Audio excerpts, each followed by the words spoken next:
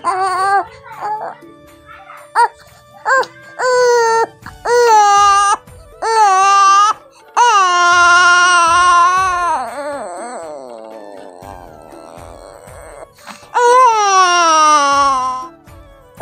সোনা বাবা রে, আমার লক্ষ্মী বাবা রে, আমার গজন বাবা রে, আমার টুকুন বাবা রে।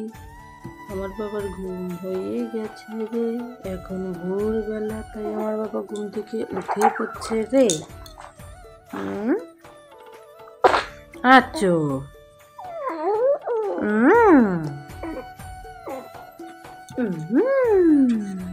টুকুন টুকুন টুকুন টুকুন টুকুন টুকুন। ও বাবা, ও সোনা, বাবা। হরে কৃষ্ণ কৃষ্ণ কৃষ্ণ হরে হরে। উলি বাবা, উলি বাবা। হরে রাম হরে রাম, রাম নাম হরে হরে, হরে কৃষ্ণ কৃষ্ণ কৃষ্ণ হরে হরে, হরে রাম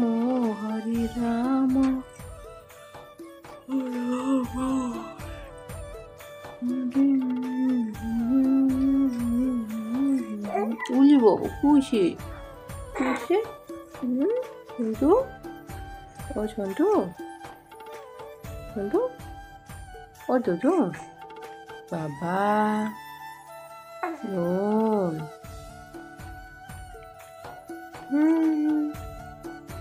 বাবা, তুমি বলো তো গুড মর্নিং। ও বাবা, তুমি কবে কথা বলবা? দেরি আছে? ওলি গোজো, ওজো গোজো, ওলি গোজো।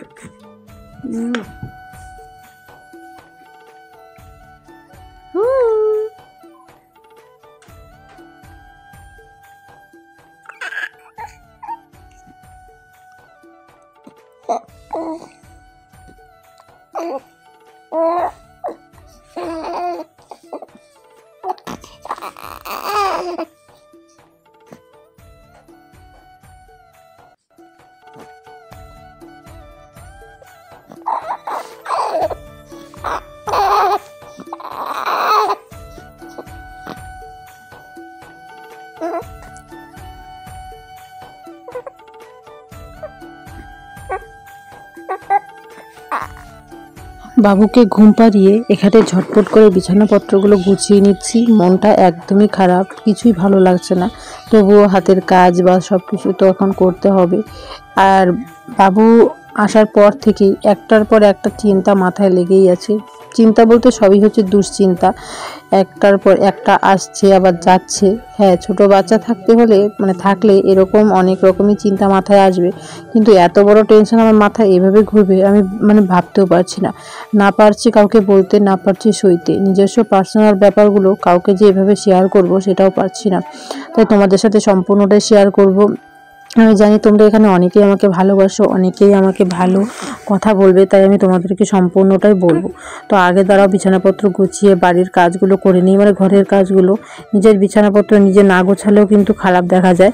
আমি আমার বিছানাপত্র গুছিয়ে ঘরটাকে সবসময় পরিষ্কার রাখার চেষ্টা করি। আমার বাবু একটু বেশি বমি করে দেখেই কিন্তু সবসময় চেষ্টা করি যে এই কাপড় চোপড়গুলো একটু ধুয়ে রাখতে। এছাড়া আমার কোনো কাজই করতে হয় না, ঘরের রান্নাবান্না বলো অন্য অন্য কাজগুলো সব মাই করে তারপর কিন্তু জমিতে যায়। তো সেই কারণে আমি আমার কাজগুলো করতে থাকি। আর বাবুর কাজ বলতে হচ্ছে এই কম্বল টম্বল ধুয়ে দেওয়া, বাবুকে চান করানো, বাবুকে একটু পরিষ্কার করে দেওয়া, এইসবই। ছেলেটা আমার অনেক দিন থেকে খুব কষ্ট পাচ্ছে। অনেক দিন বলতে আমি এতদিন বুঝতে পারিনি, যখনই বুঝতে পেরেছি তখনই তোমাদের সামনে শেয়ার করতে চলে এসেছি। আর মাকেও বলেছি, বলার পর না প্রথমত মাই বুঝতে পেরেছে, তারপর মা আমাকে অনেক পদ্ধতি বললো, তো এই পদ্ধতিগুলো অনুসরণ করবো। আর তোমাদের সামনেও বললাম, কারণ তোমরা অনেকেই এখানে আমার মায়ের থেকেও বড় আছো। আর আগেকার দিনের ব্যাপার স্যাপার এখনকার দিনের ব্যাপার স্যাপার অনেকটাই আলাদা, তাই আমি সবসময় চাই তোমরাও ভালো চাও আমার বাবুর জন্য। তাই এখানে তোমাদের সাথে যখন শেয়ার করব, তোমরা অবশ্যই আমাকে ভালো কথাই বলবে, কেউ এখানে খারাপ কথাটা বলবে না। তো সেই কারণে আমি তোমাদের সম্পূর্ণটাই বলবো। তো চলো, আমার কিন্তু এদিকে বিছানাপত্রগুলো গোছানো হয়ে গেছে। আর আমি এখন বেশিরভাগই বাড়িতে না হাউস কোটের নাইটিগুলোই পরে থাকি। এগুলো পরলে অনেকটা সুবিধে হয়, সুবিধা বলতে কিন্তু বাবুকে খাওয়াতে সুবিধে হয়। আর এই জিনিসটা নিয়ে আমার সব থেকে বড় আজকে খারাপ কথা তোমাদের সাথে বলবো। সকাল সকাল বিছানাপত্রগুলো গুছিয়ে নিয়েছি, আর এখানে যে ওষুধপত্রগুলো যা আছে সব গুছিয়ে নিচ্ছি। আর এই যেগুলো হচ্ছে বাবুর জিনিস, তো 2-1 দিন বাবুকে এই যে শ্যাম্পুটা দিয়ে দিয়েছিলাম, মাথার মধ্যে না তেল দিতে দিতে একটু কেমন হয়ে গেছিলো, তো এই শ্যাম্পুটা দিয়ে দিয়েছিলাম। তো তারপর তো ডাক্তারে যে শ্যাম্পু এগুলো দিয়েছে, এই যে এটা হচ্ছে শ্যাম্পু শরীরে দেওয়ার, মুখে দেওয়ার, এটা হচ্ছে ক্রিম। তো এখানে সব কিছু রাখা আছে, এখানে সব বাবুর জিনিস রাখা আছে। তো ভাবলাম যে না, এই জায়গাটাকে একটু গুছিয়ে নিই। মা এখন ছেলেকে নিয়ে আছে, আমি ঘরটাকে ঝটপট করে গুছিয়ে নিচ্ছি। আর সেদিন আমি এই যে পার্লারে গিয়ে এটা নিয়ে এসেছিলাম আমার জন্য, কারণ এখন ঠান্ডার দিন তো শরীরটা কেমন হয়ে যায়, সাদা সাদা হয়ে যায়। তো সেই কারণে একটু শরীরের মধ্যে একটু তেল কিছু একটা দরকার পড়ে। কারণ চিরুনি টিরুনি সব গুছিয়ে রেখেছি, এদিকে সব কিছু গোছানো হয়ে গেছে। ঘরটাকে চলো একটু ঝাড় দিয়ে নেই, ঝটপট করে ঘরটাকে একটু ঝাড় দিয়ে পরিষ্কার করে নিই। এদিকে কিন্তু ঘরটাকে ঝাড় দিচ্ছি, আর দেখো ঘরের মধ্যে কত পরিমাণ বালি চলে এসেছে। কারণ এখন বেশিরভাগই পায়ের মধ্যে মোজা থাকে, তাই কিন্তু বালিটা বেশি বোঝা যায় না। যখনই পায়ের থেকে মোজাগুলো খোলা হয়, বালিতে একদম ঘরটা চিটচিট করে। আর এখন টিভি সবই হচ্ছে আমাদের এই ঘরে। যখন আমি আতুরে ঢুকেছিলাম তখন থেকে টিভিটা এই ঘরে নিয়ে আসা হয়েছে, এখনও এখানেই আছে, টিভিটা সরানো হয়নি। কারণ এই ঘর থেকে ও ঘরও টিভি চলে গেলে এই ঘরটা ফাঁকা হয়ে যাবে, বাবুকে ঘরে একা রেখেও যেতে পারবো না। আমি এখনও বাবুকে ঘরে একা রেখে কোথাও যাই না, হয় বাবা থাকে, নয় মা থাকে, নয় আমি থাকি, নয় ভাই থাকে, কেউ না কেউ থাকে বাবুর সাথে সব সময়। তো সেই কারণে কিন্তু বাবা বলছিল যে ছেলেটা একটু বড় হলে তারপর টিভিটা ওই ঘরে নিয়ে চলে যাবে, এখন আপাতত এইখানেই থাক। তো সেই কারণে কিন্তু ঘরটাও একটু বেশি নোংরা হয়, 3-4বার করে ঝাড় দিয়ে মাঝে মধ্যে এখানে জমা করে রেখে দিই। আর সকালবেলা মা তো একবার ঝাড় দেয়, দেওয়ার পরেও কিন্তু বাড়িটা থেকে যায়। আজকে মা সকালবেলা উঠানটা ঝাড় দিয়ে দিয়েছে, ঘরটাকে ঝাড় দেওয়ার টাইম পায়নি, তো আমাকে ঘুম থেকে উঠেই বলছে যে ঘরটাকে ঝটপট করে ঝাড় দিয়ে পরিষ্কার করে দিত। এখন বাজে কটা জানো? এখন বাজে 7টা।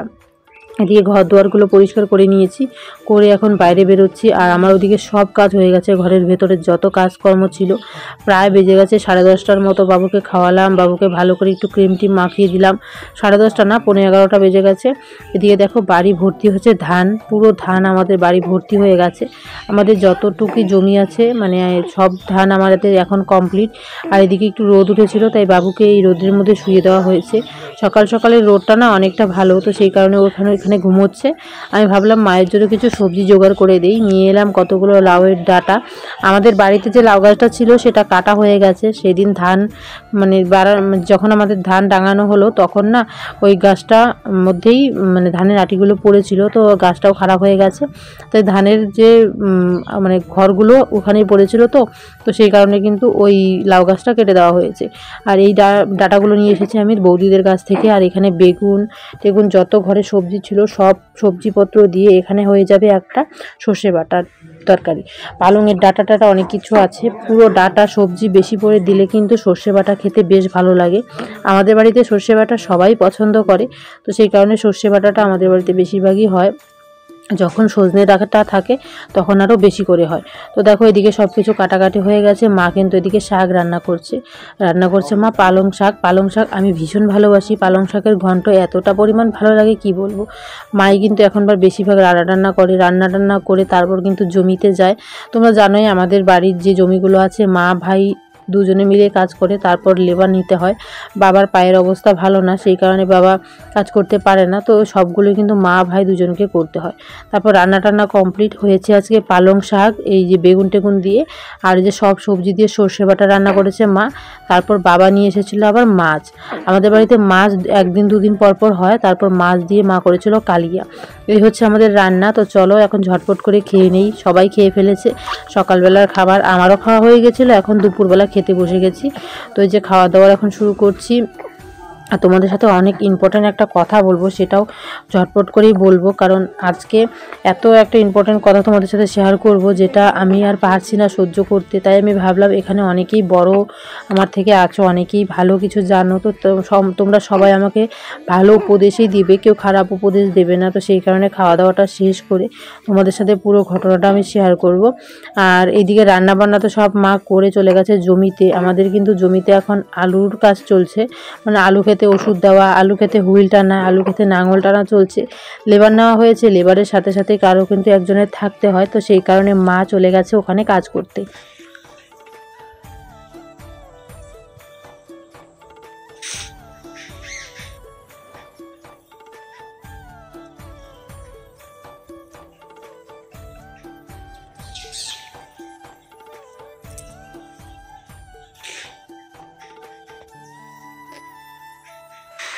এইভাবে কেঁদে কেঁদে তোমাদের সামনে ভিডিও আমি কখনো করিনি, বা এইভাবে কেঁদে কেঁদে তোমাদের সামনে ভিডিও করতে হবে সেটা আমি কখনো ভাবিনি।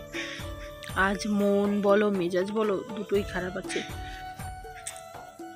তার একমাত্র কারণ হচ্ছে আমার বাবু। তোমরা জানোই বাবু এখনো অনেক ছোট, সবে মাত্র 1.5 মাসেরও। আমি ভাবতে পারিনি এরকম একটা দিন আমার দেখতে হবে। খুব খারাপ লাগছে। হ্যাঁ জানি এটারও সলিউশন আছে, কিন্তু যে যে সলিউশনগুলো আছে আমি কখনো চাইনি ওই কাজগুলো করতে।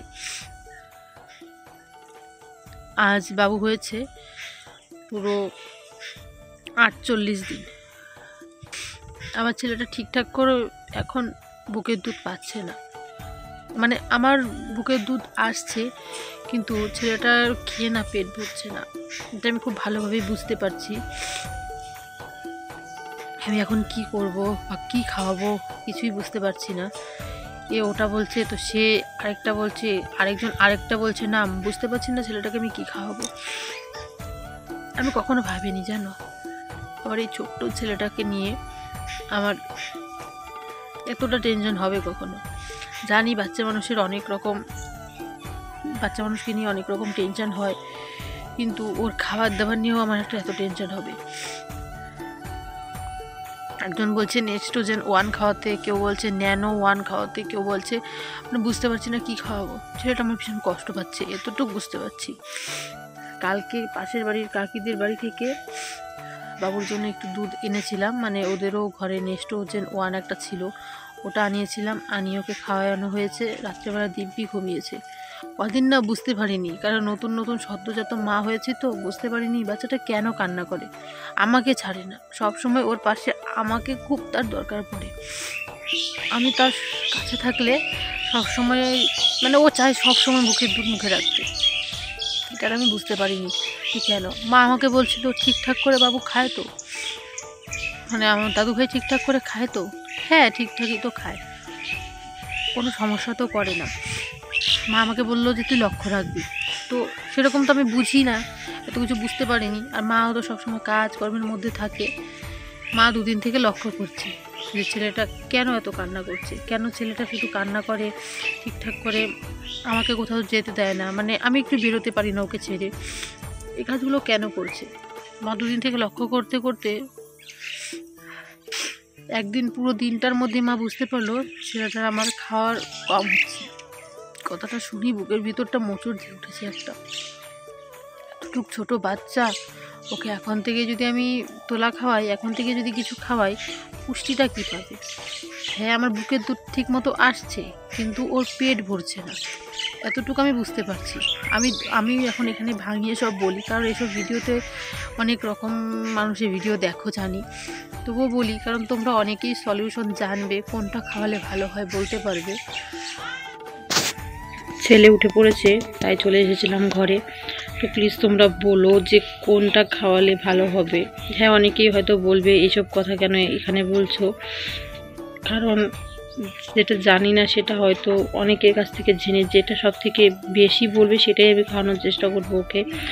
ওর দিন দিন শরীরটা শুকনো হয়ে যাচ্ছে, মানে ও শুকিয়ে যাচ্ছে, ওর সাথে যে বাচ্চাগুলো হয়েছে সবগুলো মোটা সোটা হয়ে আছে। ও ঠিক মতো খাবার পাচ্ছে না দেখেই, মানে ওর পরিমাণ মতো খাবারটা পাচ্ছে না। হ্যাঁ, আমি যখন ওকে মানে দুধ খাওয়াই, বুকের দুধ, তখন একটা খেলে আরেকটা পরে, কিন্তু এরকম হলেও মানে ওর হয়তো পেটটা ভরছে না। আমি পাল্টে পাল্টে খাওয়ানোর চেষ্টা করি, মানে পাল্টে পাল্টে সবসময় খাওয়াই, তবুও ওর পেট ভরছে না। তো আমি সত্যি বুঝতে পারছি না কী খাওয়াবো। প্লিজ তোমাদেরকে বারবার বলছি যে তোমরা প্লিজ কমেন্টে জানিও যে কোনটা খাওয়ালে ওকে ভালো হবে, বা কিভাবে খাওয়াবো। আমি কিছু জানি না। আর আমার মার কথা হয়তো বলবে যে তোমার মা জানে না। দেখো, আমরা হয়েছি প্রায় 20-25 বছর আগে, সেরকম মানে যেমন আমার ভাইয়ের বয়স এখন প্রায় 23 বছর, না সরি 22 বছর। আমারও তো অনেক হয়ে গেছে। তো ওর থেকে আমি 4 বছর না 3 বছরের বড়। তো দেখো, আমারও তো বয়স অনেক হয়ে গেছে। তো সেই কারণে কিন্তু মাও কিন্তু সেরকম জানে না। তখনকার যুগে সবাই খাওয়াতো বার্লি, এখন তো সেই ভালো বার্লিটাও পাওয়া যায় না। তো তাই আমি তোমাদেরকে বারবার অনুরোধ করে বলবো যে কোনটা খাওয়ালে ভালো হয় প্লিজ একটু জানিও। কেউ এখানে খারাপ কমেন্ট করো না, কারণ এমনিতেই মন মেজাজ আমার দুটোর মধ্যে একটাও ভালো নেই। তোমরা যেটা বলবে সেটাই আমি খুব তাড়াতাড়ি আনার চেষ্টা করবো। তো চলো, ভিডিওটা এখানেই রাখছি। ভালো থেকো, সুস্থ থেকো, এভাবে আমার পাশে থেকো। প্লিজ আমার বাবুটার জন্য তোমরা বলে দিও যে কী খাওয়ালে আমার বাবুটার ভালো হবে।